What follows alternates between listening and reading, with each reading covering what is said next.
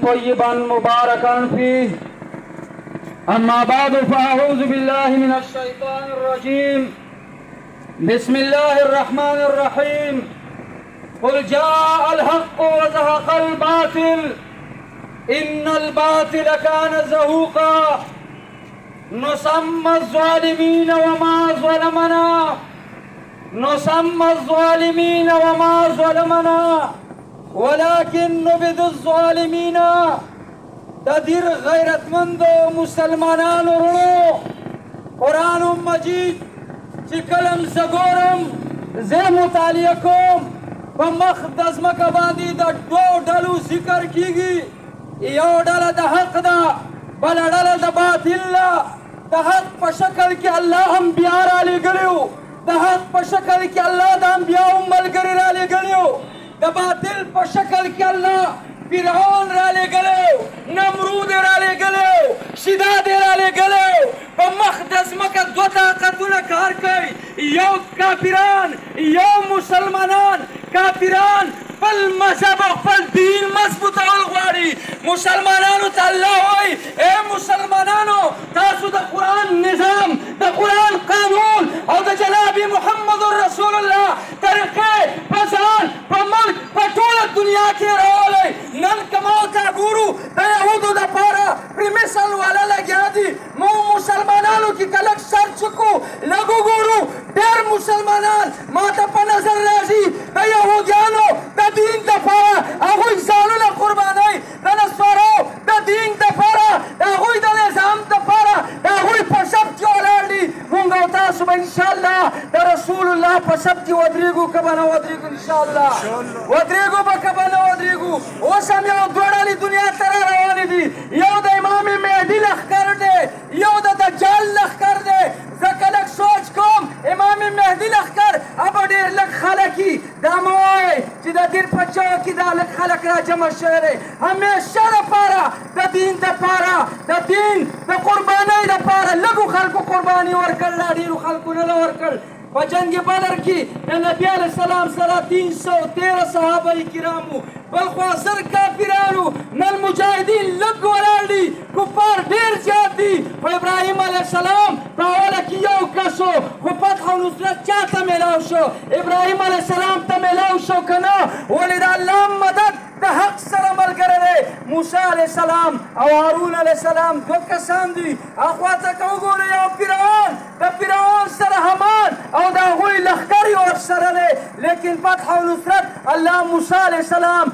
او هارون علیه السلام نه ورکړو. فرعون او قبطیان ټول الله هلاک کړو. انشاءالله موږ د نبي علیه السلام حدیث مبارکه ګورو، آخره کې به فتحه دې مسلمانانو ته انشاءالله میلاویږي. او څومره کفر چې دی، یهود دي، نصارا دي، هندوان دي، او د هغوی چې څومره ملګري دي چې د هغوی د دین دپاره جدوجهد کوشش کوي، دا به م الله د هغوی سره هلاک کوي او فتح او نصرت به انشاءالله مسلمانانو ته میلاویږي. نو مسلمانانو ورونو که موږ لږ سوچ وکړو، نبي علیه السلام دنیا ته راغی، لږ صحابه کرام ورسره، بیا جنگ بدر وشو، جنگ احد وشو، په مسلمانانو حکومتونه رالو، ابوبکر صدیق، عمر، عثمان رضی الله تعالی عنه ملکونه فتح کړو که نه؟ په دې تاریخ باندې یهودو نصاراو نظر اچولی دی. په دې وجه په مسلمانانو کې ډلې پیدا کړي دي. ختم نبوت زما د عقیدې مسله ده. که لږ شانتې سوچ وکړو د ختم نبوت په نوم باندې هر سړی ځان له خپل جلسې او جلوسونه کوي د خپل سیاست دپاره، د خپل هوډ دپاره. نور دا دین زما او ستا نه قرباني غواړي. دا دین اسلام، اسلامي نظام زما او ستا نه قرباني غواړي. قرباني به ورکوو که به یې نه ورکوو؟ ورکوو به انشاءالله که به یې نه ورکوو. نبي علیه السلام د دین دپاره قرباني ورکړې ده. نبي علیه السلام غاښونه شهیدان شوي دي. د نبي علیه السلام ګریوان مبارک په وینو باندې رنګ شوی دی. ولې که بغیر د قربانۍ نه دین اسلام نافظېدی او راتلی نبي علیه السلام به خپل غاښونه نه شهیدان کول، نبي علیه السلام به خپل کور نه پرېښوده، صحابه کرامو به خپل کورونه نه پرېښودل. خو نن یهودو نصاراو ماته تقسیم کړي یو، په جوماتونو کې تقسیم کړي یو، په کور کې تقسیم کړي یو، او دارنګې موږ او تاسو مختلف تقسیم یو. نن دور د اتفاق او د اتحاد دی. د بې اتفاقۍ دور ته ضرورت نشته. نشته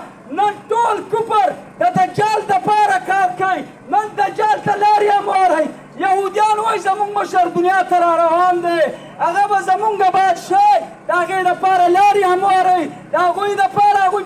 پیمیشن تنظیمونه جوړ کړي دي هغوی انجوزګانې جوړې کړي دي د مسلمان د ختمولو دپاره هغه بعضې نامنهاده مسلمانان چې زه یې وینم د هغه یهودیانو سره په شب کې ولاړ دي او د یهودیانو ملګرتیا کوي مونږ او تاسو به انشاءالله په ټوله ځمکه باندې په ټول ځایونو باندې اسلامي خلافت د قرآن د نظام دپاره قرباني ورکوو یهودیان یې د خپل مذهب دپاره ورکوي نصرانیان یې د خپل دپاره ورکوي دا هندوستانیان دا د شرک او د بت مت د خپل دپاره ورکوي ما او تا به د هندوانو په صف کې نه ودرېږو ما او تا به د یهودو نصاراو په صف کې نه ودرېږو ما او تا به د اسلامي نظام دپاره قرباني ورکوو ما او تا به د قرآن دپاره ورکوو افسوس په دې راځي حج له د ټولې دنیا خلک ټول مسلمانان حج له بیت الله شریف لځي د جوماتونو کې منځونو دپاره د دوکانداران زمینداران هر سړی جومات ته مانځله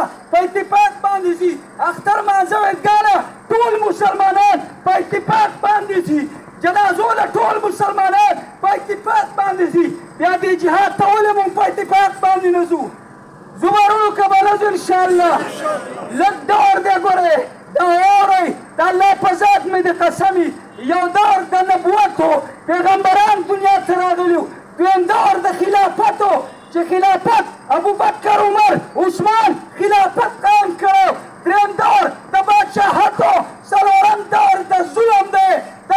دی ما ته د ظلم په دور کې یو په ما ته به ظلم کېږي کله کله به زما او ستا د پیغمبر په شان چې ګستاخی کېږي اوس یې وروڼو که ونه شوې کله به د قرآن په باره کې کېږي دا ظلم دور دی دا ظلم به نور هم ډېرېږي ولې امام مهدي سره چې خلک بیعت کوي ابه 314 کسانی څو کسان به یې وروڼو 314 کسان به د مسلمانانو بادشاه به ورک شي د مسلمانانو مشر به نه مسلمانان به جاړي مسلمانان به غرو ته تلي لار به شي ځان له به بیت الله شریف کې مشر ګوري امام مهدي سره به بیعت کوي او هغه به د جهاد اعلان کوي امام مهدي هغه به هلته جهاد کوي او هغه چې کوم دی بیا به وروسته 6 کاله به هغه جهادونه کوي بیا به عیسی علیه السلام راځي عیسی موسی دارنګې امام مهدي به د عربو د خاورو نه بیت المقدس ته ځي دلته به د دې خراسان نه او 1000 خلک پاشي د دې هندوستان د مشرکانو سره به جهاد کوي دیو به د مشرکانو مشران په هتکړو کې تړي او هغه فلسطین بیت المقدس ته به ځي عیسی علیه السلام به راکوزېږي زمونږ او ستاسو مشران امام مهدي عیسی علیه السلام را روان دی هغې له به تیاری کوو که به نه کوو اتفاق او اتحاد به کوو که به نه کوو ای یهودیانو ای اسرائیلو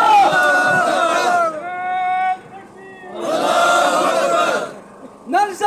یهودو نصوارا اسرائیلو برطانیې والا امریکې والا د فرانس والا هغوی راټول شوي دي اتحاد کوي خپل مشر ته لارې هموارئ خو دا ارادې به ستاسو د خاورو سره به خاوري انشاءالله څنګه چې پیغمبرانو له الله غلبه ورکړې وه عیسی علیه السلام پیغمبر تېر شوی د الله مدد به د عیسی علیه السلام سره امام مهدي دا به د محمد رسول الله په اولاد د فاطمې په اولاد کې به انشاءالله د الله مدد به د امام مهدي سره او د هغې چې کوم لښکر چې مونږ او تاسو د هغې د لښکر دپاره په دې چوک کې ولاړ یو انشاءالله زمونږ سره به په دې عقیده او په دې نظریه به انشاءالله کوشش کوو که به نه کوو ما ورته په ملک کې ورټېلي یو د دې ملک څه صورتحال دی ما ورته په کلیو په کورونو کې ورچېلي یو د دې څه صورتحال دی که لږ شانتې کې سوچ وکړو که سرکاري دی او که عوام دي